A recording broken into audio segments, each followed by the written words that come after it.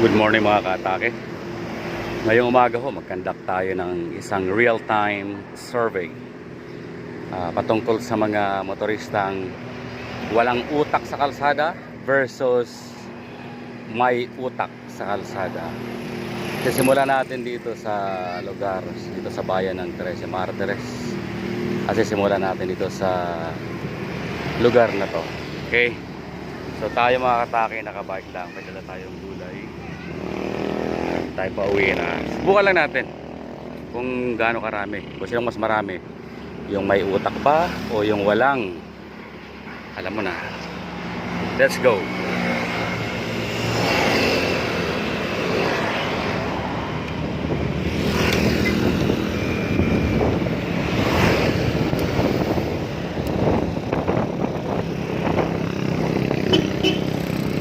Yan. Number 1. Number 2. Napakadami nila oh. Mukhang marami yung walang U. Walang U-ticks ba? Mas marami yata sila sa side na to.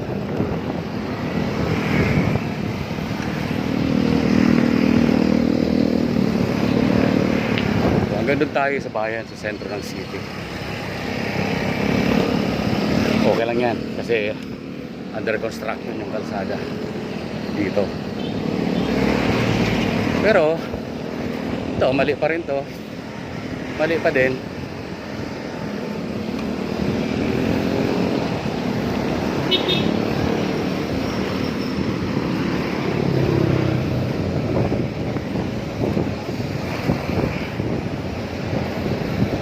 Consider natin to mga to.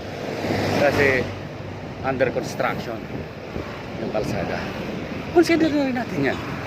Pero itong ganito mga establishment, yan, ang sidewalk, ginawang tindahan, ito rin, itong dali, okay lang ito. Alamang talaga ang yung walang U, walang U-ticks. Yan. Okay. Hindi natin makikita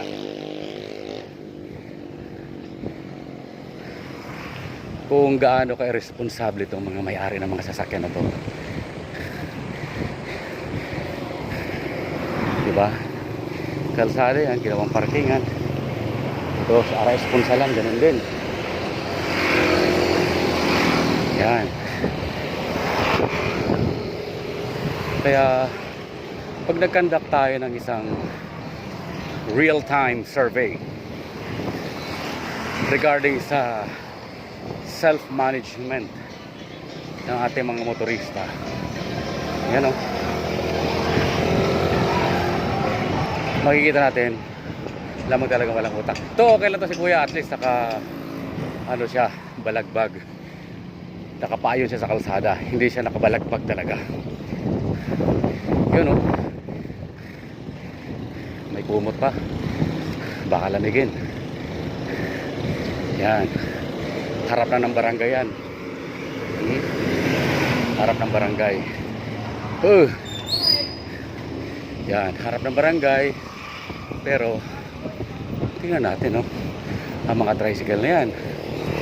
Okay, itong mga motor na to, takaw. Itong mga establishment na to, sinakop ng sidewalk. Ayun, sa kabilang kalye. Nakaw. So, sa realidad, mga kaatake, pagdating sa pagiging responsable may-ari ng sasakyan, pagdating sa konteksto ng mga ugaling Pilipino, kaya Pilipino din naman ako, yan tayo nagkakadiferensya yan, diba? Itong post na to hindi pa na-rehab para may uusog. Itong Motor Star, tapos si kuya ang ganda ng parada, may nakalagay na para sa tricycle daanan, pinaradahan. Ito, nakapulang kotse. Ito ay first day ng ating real-time survey. Okay?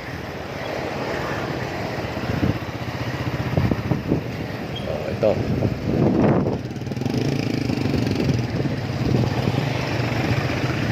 Tapos pag nasagi mo yan, galit pa. Magaling. Magaling.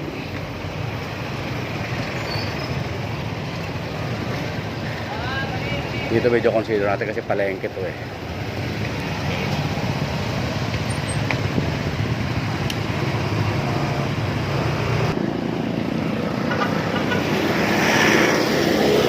So, nag-post ako doon mga katake kasi nakita ko yung tropang konsihal eh.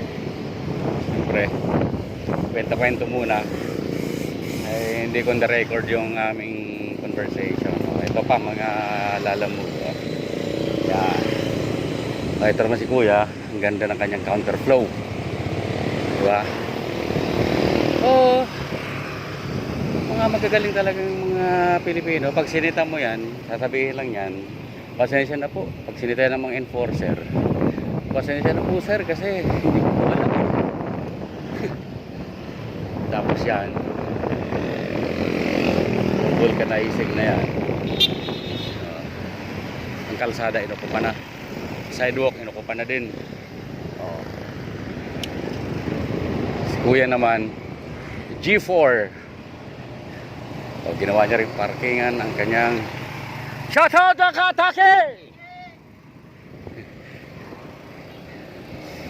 Ginawa niya eto yan, sabi ko yun ay tropang West Lane, yung tricycle na yun. Although hindi ko yung kakilala. Si PGMP o ganun din, no? Eto, wala nang sidewalk, inukupa na, ginawang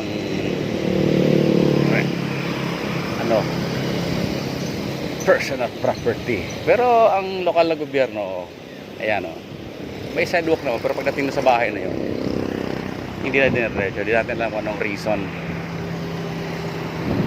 Okay, ito rin. May pagawa ng tricycle dito.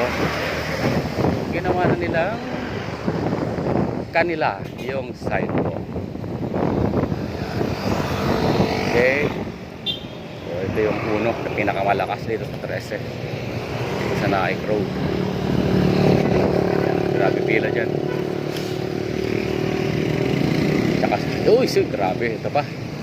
Si Kuya na may-ari ng sidewalk. Ang galing.